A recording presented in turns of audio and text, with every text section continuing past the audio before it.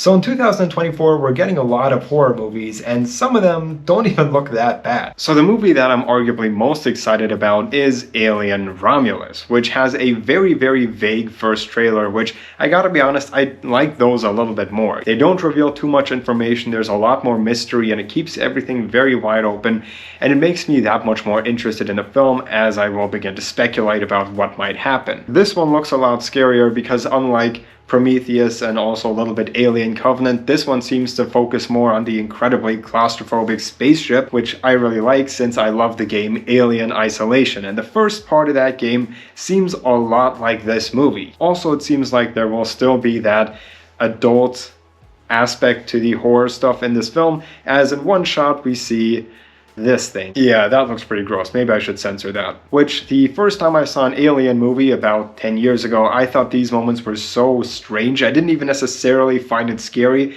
but it made me very, very uncomfortable. And it took me a while to figure out, like, oh, that's what they wanted to do. And, that's one of the core aspects of Alien, is that it has this very sort of like sexual horror in a way. The closest one to coming out is actually the first Omen, which we already have 2 trailers for that and 1 promotional video that just released, which is why I'm including it in this video. It's coming out in about a week, so my hopes are kind of high for that one, but it was the first teaser trailer that had me the most excited because absolutely nothing was explained. It was just a bunch of eerie looking reversed shots with one line at the end. But anyway, in the movie we follow an American woman who goes to Italy and gives birth to the Antichrist, which kind of sounds a little bit familiar. This trailer seemed a lot like Immaculate, and in both of those movies they go outside of the US. I think they both even go to Italy to give birth to some kid. So I guess don't go to Italy. This is also one of those movies that looks like it has a budget of more than $5. This goes back in time. It has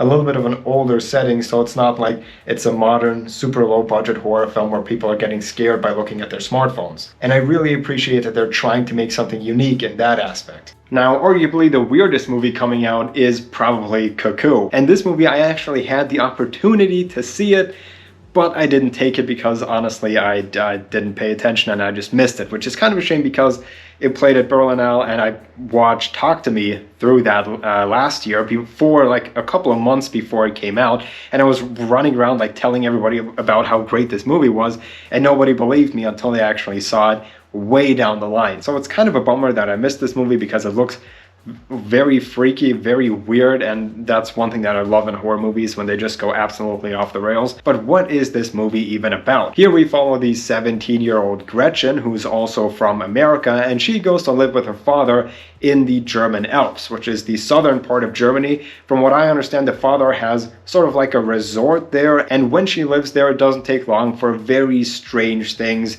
to start happening. And from what I was able to research, this one will also be about pregnancies and giving birth, and something weird happens to the pregnant women in this resort. So it seems like a lot of the movies that are coming out are either about pregnancy or spiders. There's a lot of movies about spiders coming out for some reason. The trailer I thought was very, very interesting, but I didn't really get an opportunity to talk about it because it's very short. It's just about 30 seconds and you can't really make a full YouTube video on it. But it just shows this woman, presumably Gretchen, as she goes outside late at night, I'm assuming in this creepy resort in Germany, and she's hearing some strange noises. Then she flicks open her butterfly knife, and suddenly we cut to this strange face. Once again, zero context as to what any of this means. There is one other horror movie that's coming out which reminds me of a found footage film that I always loved, and that is A Quiet Place Day 1. This one really feels like Cloverfield, and I'm saying that in the best way possible. So as the title indicates, this movie will likely take place on the first day that the hyper sound sensitive monsters arrive on planet Earth, and of course they arrive right in New York. It's always New York or Los Angeles where aliens arrive. And we follow Sammy, I think that's her name. Let me look that up really quick. So yeah, we're following Sammy, who has a pet cat who she seems to carry around with her a lot. And it doesn't say this in the trailer, but I'm guessing that she's probably mute because we don't see her talking at all in any of these trailers, which will probably give her an advantage, especially in the early times of the invasion, because of course everybody screams, nobody knows what's going on, and the monsters mercilessly attack everyone, but she seems to be having a slight edge in this situation. I looked this movie up a little bit and saw that there were test screenings for it, which is when audiences get a version of the movie which they give feedback on it so that the studio knows about how good the movie will be, and it's supposedly pretty good. Now, one thing that A Quiet Place has always done a little bit differently than other horror movies is that it doesn't really have the mystery aspect. You know, the monsters, we can see them right away. We know exactly what they look like. There's nothing really that mysterious about them.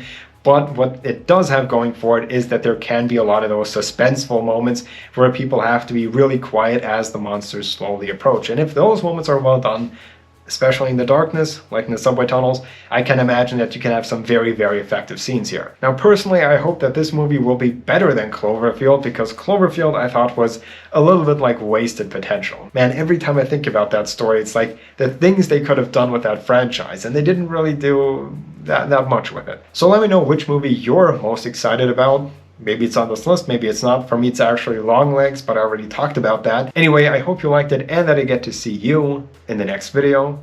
Bye, guys.